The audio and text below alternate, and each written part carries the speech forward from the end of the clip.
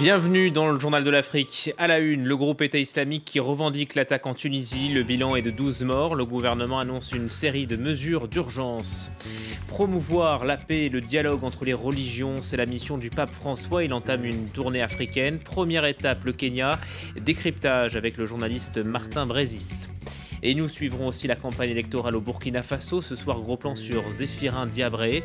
Pauline Simonet a suivi son meeting tout à l'heure à Ouagadougou.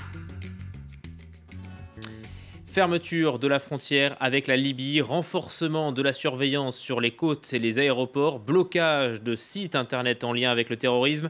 La Tunisie vit au rythme de l'état d'urgence. Le pays a connu mardi un attentat contre la garde présidentielle. 12 personnes ont été tuées. La revendication est venue en fin de journée. Nicolas Germain. La revendication est tombée mercredi soir. Le groupe État islamique affirme que c'est l'un de ces hommes qui s'est fait exploser la veille dans le centre de Tunis. 12 agents de la sécurité présidentielle sont morts dans l'attentat contre leur bus. C'est la 3e attaque revendiquée par le groupe cette année. En mars, 22 personnes sont tuées après l'assaut contre le musée national du Bardo. Et en juin, un tireur abat 38 personnes sur la plage d'un hôtel près de Sousse. La Tunisie est à la fois le pays le plus démocratique de la région et celui qui fournit le plus grand nombre de djihadistes au groupe État islamique en Syrie et en Irak. Dans les rues de Tunis, on entend les mêmes phrases que celles prononcées à Paris après les attentats du 13 novembre. Il faut résister, continuer à mener nos vies. Si on reste chez nous et qu'on a peur, comment vaincre le terrorisme? Si on fait ça, le terrorisme continuera. Ces gens se détestent eux-mêmes. S'ils pensaient qu'ils appartenaient à la Tunisie, ils ne tueraient pas les enfants du pays, leurs frères. Le président Béji Caïd Essebsi a rendu visite à des blessés dans un hôpital de Tunis. La Tunisie a décrété l'état d'urgence. Il venait d'être levé en octobre, 3 mois après l'attentat près de Sousse. Les autorités ont aussi annoncé la fermeture pendant 15 jours de la frontière avec la Libye, où sont basés des membres de l'organisation État islamique. C'est la première fois qu'il foule le sol africain. Le pape François est arrivé ce mercredi au Kenya. Première étape de sa tournée sur le continent. On en parle dans un instant avec notre invité. Mais d'abord, retour sur cette première journée avec Ethan Hadji. Un accueil triomphal dès sa sortie de l'avion. Le pape François foule le sol africain pour la première fois depuis le début de son pontificat. Sur le tarmac, le président Uhuru Kenyatta le reçoit pour la cérémonie protocolaire. À Nairobi, la sécurité a été renforcée avec plus de 10 000 hommes déployés à travers la ville. Les routes empruntées par le convoi du pape ont été fermées, la capitale étant toujours sous la menace d'attaques terroristes. Pas de quoi effrayer le souverain pontife qui a appelé les croyants au rassemblement. Tous les hommes et toutes les femmes de bonne volonté sont appelés à travailler pour la réconciliation et la paix, le pardon et la guérison. Un appel au dialogue pour mettre fin aux violences interreligieuses entre chrétiens et musulmans. Ce problème est au cœur de la visite du pape. Le président Kenyatta a aussi appelé à la fin des hostilités entre communautés. Les récents événements dans le monde nous ont effectivement appris que nous devons faire plus pour ramener l'unité et la compréhension entre les différentes foi. Le souverain pontife a aussi demandé plus de justice sociale. Au Kenya, les inégalités ne cessent de se creuser et la corruption est endémique. Prochaine étape de la tournée papale, l'Ouganda et la Centrafrique. Une destination que les services de sécurité français lui ont déconseillée. Voilà, donc après le Kenya, François s'envolera pour l'Ouganda, puis la Centrafrique. Alors pourquoi le Vatican a-t-il choisi ces 3 destinations? Écoutez l'analyse du journaliste Martin Brésis.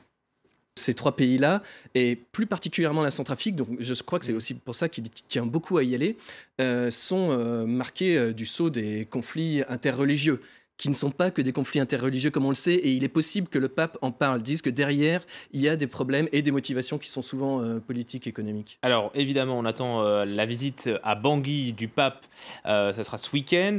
Il est attendu à la grande mosquée du PK5 lundi à Bangui. Ça peut aider à la réconciliation entre les musulmans et les chrétiens?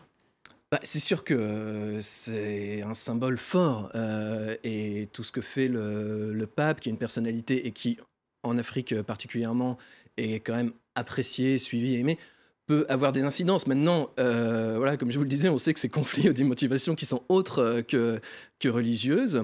Il y a des motivations religieuses certainement en partie, mais derrière, il y a des motivations politiques et économiques. Et c'est évident que ça ne résoudra pas le conflit. Mais il semble que lui aime bien aussi aller là où ça se passe et sur les terrains chauds. Et c'est apparemment la première fois qu'un pape se rend en visite officielle dans un pays en guerre.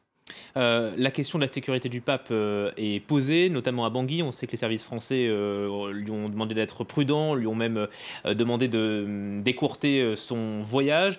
Ça va aussi avec la personnalité du pape François. Oui, ça va avec sa personnalité et ça va avec son message. C'est-à-dire que le pape ne cesse de parler, et vis-à-vis des catholiques, et même en particulier vis-à-vis souvent des cardinaux, il appelle les catholiques à ne pas être dans le confort, dans la facilité. Donc il pointe là où sont les failles. Et on voit bien que ici, il va sur un terrain en difficulté. Mais c'est pour lui aussi, l'appel, il est là aussi. Il est à ne pas... et il reprend à sa manière ce que disait le pape Jean-Paul II, n'ayez pas peur. Donc à ne pas avoir peur des difficultés et de se confronter à des situations qui peuvent même être des situations de conflits violents. Mais c'est pas en leur tournant le dos qu'on arrivera à régler les choses. Je pense que c'est ça aussi son message. Voilà, le pape qui se réjouira sûrement de cette décision en Gambie. L'excision est désormais interdite. Le président vient de le décréter. Selon lui, aucune justification religieuse ne peut justifier cette pratique. Les militants de l'abolition applaudissent, d'autant que la Gambie est l'un des pays où l'excision est le plus pratiquée. 3/4 de la population féminine est concernée. La transition vit ces derniers jours au Burkina Faso. Les électeurs sont appelés aux urnes dimanche prochain. 14 candidats sont en lice pour cette présidentielle que les observateurs présentent comme la plus ouverte de ces 20 dernières années. Notre envoyé spécial, Pauline Simonet, a suivi l'un des favoris, Zéphirin Diabré. Il a tenu un grand meeting ce mercredi à Ouagadougou. Il se présente comme l'homme de la vraie rupture avec l'ancien régime. Image signée Marc Naftaline. C'est dans un stade municipal plein à craquer que Zéphirin Diabré tient son tout dernier meeting à Ouagadougou avant la présidentielle de dimanche. Zéphirin Diabré qui a été ovationné par des milliers de personnes rassemblées ici. L'homme du vrai changement, c'est ce qu'on peut lire sur les nombreuses pancartes qu'on trouve ici tout autour du stade. L'homme du vrai changement, car le chef de file de l'opposition est aux avant-postes depuis de nombreuses années du combat qui a mené à la chute du régime de Blaise Compaoré. Il nous l'a encore rappelé juste avant le début de ce meeting. Le vrai changement est, je crois, l'aspiration profonde des Burkinabés aujourd'hui. Après ce qu'ils ont vécu, après ce qu'ils ont vu comme manière de gérer le pays, il y a une forte attente qui ne peut être satisfaite que si on a à la mise en œuvre d'une politique qui constitue une vraie rupture avec ce qu'on a vu par le passé. Il y a beaucoup d'urgences et de priorités, mais l'une des mesures emblématiques qui, est, je crois, fait partie des fortes attentes des Burkinabés, c'est la question de la lutte contre la corruption. La lutte contre la corruption, mais aussi le redressement économique. Nous l'avons beaucoup entendu ici au stade comme ailleurs. Les Burkinabés souffrent de l'économie qui va mal dans le pays et qui s'est encore aggravée depuis la Révolution. Beaucoup de Burkinabés qui d'ailleurs ont choisi de bouder la campagne, car même s'il y a du monde ici, la campagne ne bat pas réellement son plein ailleurs à travers le pays. Reste à voir si dans ce pays où le taux de participation est généralement très faible lors des scrutins passés, si cette première élection de l'ère post-Compaoré va réussir à attirer les électeurs en masse. Voilà, et demain et le reste de la semaine, zoom sur les autres candidats de cette présidentielle. La transition au Burkina qui a remis une figure du pays à l'honneur, celle de Thomas Sankara, l'ancien président assassiné, a été réhabilité. Il fait aussi l'objet d'un documentaire, Capitaine Thomas Sankara. Ça sort aujourd'hui en salle. Bengali Touré a rencontré le réalisateur Christophe Cuplin. Je pense que c'est un film en hommage à Sankara, et bourré d'éloges, mais aussi avec quelques points de vue critiques, puisque dans le film, vous vous apercevez que Sankara assume la mort de 7 personnes, 7 militaires du Burkinabé, qui ont été exécutés en 85. Donc c'est les taches d'ombre, on va dire, de la Révolution. Et Sankara le dit lui-même dans le film, face à une journaliste allemande, Inga Nagel, l'interview s'est réalisée 11 jours avant sa mort.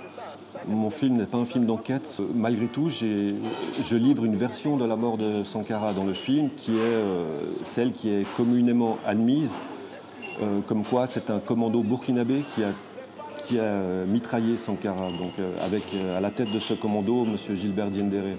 Suite à la mort de Sankara, on pourrait se poser la question à qui profite le crime. Le crime a profité évidemment à Blaise Compaoré et sa clique pendant 27 ans. Voilà, capitaine Thomas Sankara en salle depuis aujourd'hui. Tout de suite, un nouveau journal. À demain.